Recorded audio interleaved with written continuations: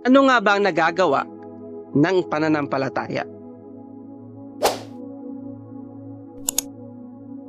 Sinasabi ng Hebreo chapter 11 verse 1, ang pananampalataya ay siyang kapanatagan sa mga bagay na hinihintay, ang katunayan ng mga bagay na hindi nakikita.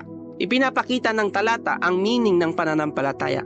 Pero ano nga ba yung mga bagay na nagagawa nito sa buhay ng isang Kristiyano? Ang pananampalataya sa Diyos ay may kakayahang magawa ang mga bagay na imposible ay maging posible. Sabi sa Mateo chapter 17 verse 20, kung magkakaroon kayo ng pananampalataya na kasing laki ng butil ng mustasa, ay masasabi ninyo sa bundok na ito, lumipat ka mula rito hanggang doon.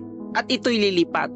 At sa inyo'y hindi may pangyayari. Ito'y lubos sa pagtitiwala sa kakayanan ng Diyos at sa magagawa ng Diyos sa buhay ng isang tao. Tulad ng pagsasalarawan sa talatang una nating binanggit. Kahit ang isang bundok ay maaaring palipatin sa pamamagitan ng pananampalataya. Kaya anuman ang ating pinagdadaanan ngayon sa buhay, ministeryo man ito o personal na buhay o kaya naman dalangin sa Diyos na tayo lang ang nakakaalam, tandaan natin na magaling ang Diyos sa mga imposibleng bagay. Ito'y normal sa Kanya na gawing posible ang mga bagay na imposible sa mata ng tao. Pinay Hebreo chapter 13 verse 8, si Jesucristo ay siya sa kahapon at ngayon, oo at magpakailanman. Ang Diyos nating lubos na sinasampalatayanan ay isang Diyos na di nagbabago. Na kung nagawa ng Panginoon ang mga himalang bagay sa mga unang Kristiyano, hanggang ngayon ay kaya niya pa rin gawin sa panahon natin.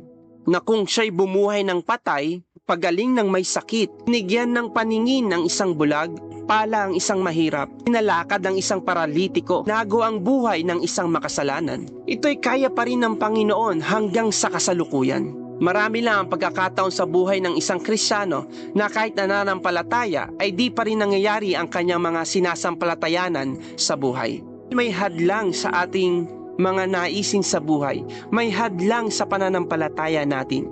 At ito'y mababasa sa Santiago chapter 1 verse 6. Humingi siya ng may pananampalataya na walang anumang pag-aalinlangan, sapagkat yaong nag-aalinlangan ay katulad ng isang alon ng dagat na tinutulak ng hangin at ipinapadpad sa magkakabila. Tandaan natin na ang isa sa mga hadlang sa ating pananampalataya ay ang pag-aalinlangan. Walang dapat asahan ang taong paiba-iba ang isip sa kanyang Diyos. Sapagkat kung tayo'y magdadalawang isip sa kayang gawin ng Diyos, ang dating nito sa Diyos ay hindi totoo ang kanyang salita at hindi tayo naniniwala sa kakayanan ng Diyos at katangian niya bilang isang manlilikha. Kaya kapatid, kung may pagsubok o problema ka man ngayon, tandaan mo higit ang pananampalataya sa anumang halaga o kapangyarihan sa mundong ito.